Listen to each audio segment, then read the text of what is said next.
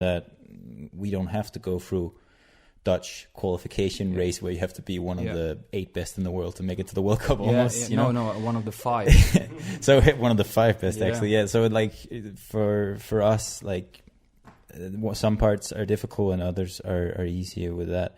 But yeah, like for you, I feel like some of those things with working, and so it kind of kept you in touch with the real world, while some of the skaters, they live in this skater bubble in Heerenveen. Yeah. Do you think there's any like benefits or something from that you had that second life and then skating, like both at the same time? Yeah, I think there is. But what I already mentioned is like you have to see you have to kind of see it from my point of view. When you have to work beside your speed skating, you kind of want to make the best out of it. So you're just going to tell yourself, okay, speed skating is part of my life, but my working life as well. So you want to make the best out of both, you know? But there's a big difference between kind of my progression and maybe and Kjeld. Kjeld is like really good at 19, comes in commercial team, gets the life he needs.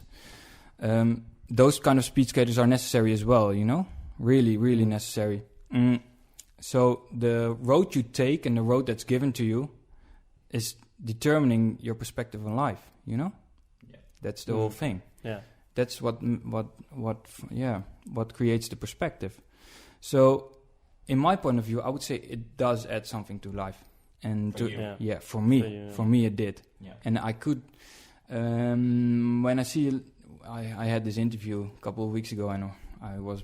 All the interviews, eh? Yeah, all the interviews. No, I had an interview about...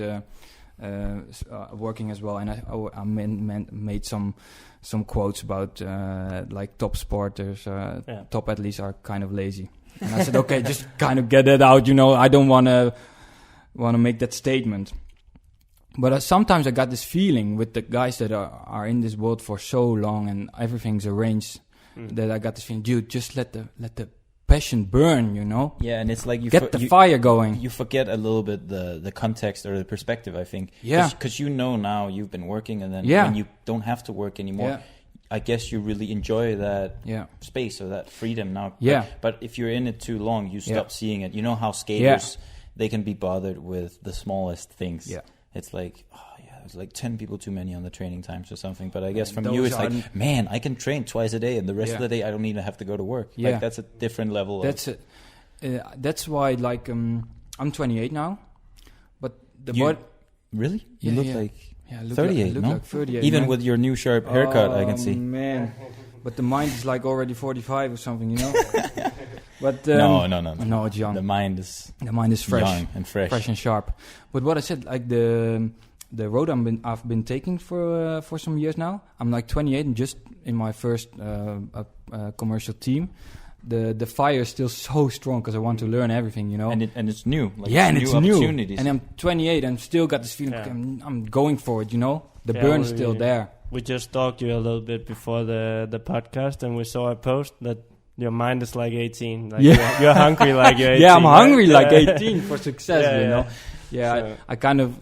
Yeah, I like that one. It's like that feeling of willing to train and getting I get a lot of joy out of it. Yeah. But of course, I want to be able to get the puzzle right. You know, which should I add some more? What should I do less? You know. Yeah. And I just like being busy with the puzzle. Still do. Yeah. And keeps you going. Yeah, but now we talked a lot about the, like you said, with the work and the study and skating. But how is it different coming from the Geweest Friesland, like the group and the training, the team around it, to Reggeborch? Is it like a big difference for you? Also, the structure around the team. So quickly, just before for all the inliners and the listeners, like on the Geweest, you had to pay to train with the group, and then Reggeborch is probably the best sprint team in the world commercial team, where there's contracts and good salary. But you got a 2-year contract with them now, right? Yeah. So what big difference do you feel like between those two, like Philip asked? Well, there you got some time, you know. It's a really big list. The funny thing is, when I was at the Gewest for like 3 years ago, we started this team with Jesper, Aaron, me, and Thijs Schovers and Tom, and we kind of grew into towards a certain level where we were just capable of competing for like 5th place for World Cups. You know, was really special as well. But when I was in those times, I like organized my own physio, planned it for myself. I did a lot of planning, of course, with the work. Took me a lot of time. Had to manage a lot of people, you know, people from work who were like pulling you from, dude, you have to do this, you have to do that. Then your trainer, dude, you have to rest more. That's always what he said in my logbook, you know, dude. Think about your balance in work and speed skating. Yeah. Of course, I know. No. Every time the same conclusion. Yeah, finding balance is hard, man. Finding balance is always hard. But the difference between the Gewest and this team, like now, I'm confronted with, like, in my opinion, the best skater in the world I could compare myself to. Yeah. That's Kjeld Nuis. He's kind of like skating a type of style think I'm capable of doing as well. So that's really a really good mirror to me. Just see how he's training. How do Ireen and Kjeld approach training? What do they organize around the speed skating and training? How much do they sleep? What kind of supplements do they take? You know, it's like I'm learning from the best right now, and that's that's also motivating for you. It keeps you really eager. You know, you have to just know, and there's so much knowledge and so much facilities around. If I'm not gonna grab them right now, I'm just gonna kick myself in the ass, you know, after 2 years. You're going to be sitting old and all the regrets. Yeah, with all the regrets. Now it's full. Yeah, it's full on. Yeah. But it's but not in a way I'm like exhausting myself. It's like just being sharp in practice. How can I be more mobile before practice? I'm getting so much input also from the physios I'm working with right now, but they're all around, you know. It's easy. I'm just texting, dude. Can I just have a chat and can we make a plan? Or how are we gonna mobilize my left hip? That's always a pain point, you know. Yeah. So there's just one thing I think as a speed skater you need to have that's like critical to be capable of growing. That's like really strong reflection. Yeah. Being capable of looking at yourself in the mirror, writing down what have I done, why did it work out, why didn't it work out. What were the circumstances? That's something I'm sticking towards as well in the commercial team. It's not like when I'm now in this commercial team, okay, I'm there, you know. Now I don't have to think myself anymore because all the others are doing it for me. Now it's like you have to keep on thinking. Yeah.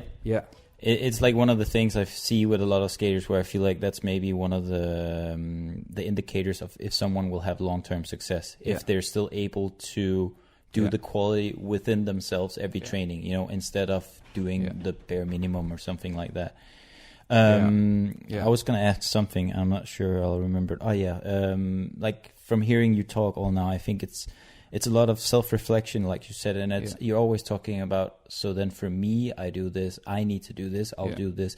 It's like a lot of skaters, when I talk with them, I don't think they think about it, but it's often comparisons to others. Mm-hmm. I feel like you're very good at thinking about how can I improve myself, what can I do, and then you stay in your own world, in your own plan. Yeah, of course, because in the Gewest you got this your possibilities are probably less, but they're there. So just make sure you grab them. If there's like keep going to maybe try some different physio, maybe kind of what works for you. Does that type of treatment help for you? There's. But you have to take them yourself. You can't just rely on somebody coming and doing it to you. You have to. You have to go there. And plan them before nationals or World Cup. Do I do 2 weeks before? Do I do it 1 week before? You know, what's the often? When do I get a massage? You know, it's like the timing. You do it yourself. It's not like I'm discussing this with my coach when I was in the Gewest. Okay, I'm gonna go to the physio. Yeah. I'm just then I'm going because I know I'm gonna react in 2 days. Maybe the body's gonna give a reaction. And but all the responsibility of this used to be on you. Yeah, and now you still take that responsibility, but you get a lot more people who are there 100% all the time to do that job. Normally, so much more short lines, you know. Yeah, and that's really really good. It's just really good. Yeah. And if I got a question to Kjeld, you know. How do you approach this? How do you approach that? What do you do when you make the entrance to the corner? Why is it you can steer so much on the straight? Yeah. There's always. How do they react to that kind of approach from you? Because it's not everyone approaching it like that. I know people who compete against each other as well in training. Well, it's maybe it's hard for them. I don't know, but there's like then I actually have to look at the group right now where we're training in. It's if you look at Reggeborch, a lot of people left and a lot of new guys came in, and I think when you compare it to last year, the vibe and the energy is just so different. Yeah. It's pretty it's really easy going with everybody, and you even see it on the first training on ice. We were doing some endurance, and you saw all the strokes were just fine into each other's strokes. We were really good following, and I think that's a reflection of how the team is doing. When you look at the skating, how is it going? It represents the vibe of the team. And so far, it's really good, and everybody's like helping each other out. It's like Jumbo and Reggeborch have been like a little bit of how do you say it? We switched some skaters, Yeah, I know. And now they're all been put in. They're all sharp now, Yeah. They want to beat each other, and that's actually I think the vibe that's going on in Dutch speed skating. Yeah. And when you look at the build-up of a team, at Reggeborch, we got two big like leaders. That's like Kjeld and Ireen. Yeah. And we got skaters behind and beside Kjeld and Ireen. Like Ronald Mulder. Or like Ronald Mulder. You got me, you got Wesley Dijs, Janne Botman, Matthias Voste. There's one guy that's got a lead. And he has to take the chance because he's in his maybe last contract, you don't know. But I think it's time for Kjeld to step up and show the speed skating world he can be a leader as well, and in a team. And I think he's doing a great job so far. So he has to help his teammates as well to get to that higher level of training. He needs us. We need them. He needs us. Yeah, speed skating is a funny sport. It's like a really very funny individual sport, but where you can't get any better than the training group you're in. Yeah. And by doing that, you have to train like together, make each other better. It's crazy. It's really funny. It's really weird, crazy, and it's also why there's all these things like sometimes with people with clashes and stuff. I think, but when it works out, like you said, with the skating synchronized, and it really shows. Yeah, and you can make something amazing out of a team that works like that. Yeah, but it's hard to find. It's hard to find, but it takes certain personalities within a team. Every person that functions within a team has like a certain kind of role within a team to play, Yeah. And you can kind of feel when there are those personalities that mix towards a good group. You need some people that balance out, that can chat with everybody, just get all the negative energy out of it. Who are you? Is that you? Probably. I think so. I was about to say, you arriving in Tielf with practice in your Peugeot 205. It's a 205. It's a nice retro. It's like a perfect car. Okay, we went to this. This is gonna take 10 minutes now. No, if you want to see Gijs's car, go to his Instagram. And there's a lot of love for that car. Yeah, there is. But anyway, so you're that role. You're that person in the team putting. When I'm looking at myself, when I see myself in all those teams, I think I'm that type of guy that just is capable of having a good chat with everybody. Yeah. Keeping them like-minded, making sure the face are all in the same direction. If there's negative energy, just get it out. Yeah. I think that's kind of my role to play. Yeah. Take my word for it. I feel like you're a positive energy when you enter the room, and you can hear it when you enter the room normally. Nice. Like, thank you. Yeah. And it's the same when you were in Geweest when you paid to skate, and it's the same now when you get paid to skate. It's still hey. Yeah, but that's as well. Yeah, there's no status, man. It doesn't matter, It's about the skating. Yeah. And it's like they asked me some things about the Volvo. I already told you I had the interview with the Peugeot in the end. Because the dude asked me, so you're driving the Volvo right now, huh? Yeah. I said, no, man.